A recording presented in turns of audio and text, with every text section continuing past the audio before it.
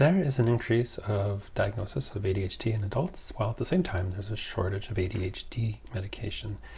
I've been a wholesaler of drug and disability plans in Canada since 2008, and I was also diagnosed with ADHD in 1986.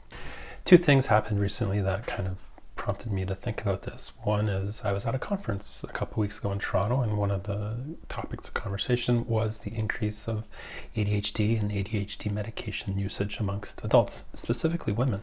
And then a couple of days ago, a former classmate of mine posted a photo from grade 4, our class photo, and it was really cool. And I saw myself standing next to my teacher, and I remember her very clearly saying, "Stay here within arm's reach so I can grab you in case you act up." And that was the year I was diagnosed with ADHD. And that meant psychiatrists, psychologists, testing, ear testing. Why don't you listen? You only hear what you want to hear.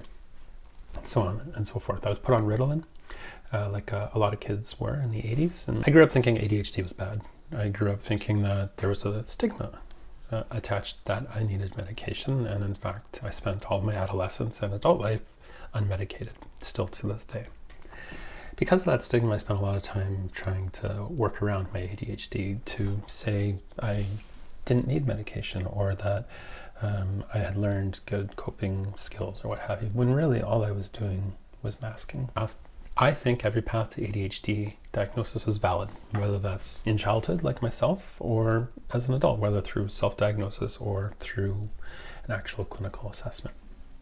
In a world where there's not a lot of family doctors available for folks, there are extremely high barriers to being diagnosed as an adult officially to satisfy the medical gatekeepers, whether that be the testing, the appointments, time-consuming appointments, time off work, the appointments with psychiatrists, waiting a year, year and a half, psychologists, so on and so forth, all creating these high barriers to getting the care that you need as somebody who is neurodivergent.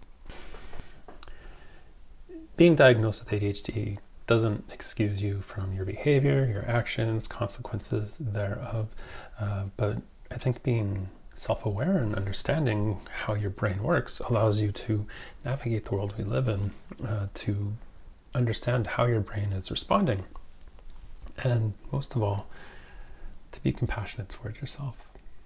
There are no bad parts. Everyone's experience with ADHD is unique, and I think that's really one of the things that I've come to value about social media and people sharing those experiences, is that we're all helping each other navigate that very personal journey that we have with our brains. There's no one else in there. And sharing the tips, the tools, the hacks, how to live better with ADHD, I think can only make us all better as a community of neurodivergent people in the long run, whether you be medicated or unmedicated, whether you be diagnosed or self-diagnosed. And I think self-diagnosis is an important step in finding the care that you need.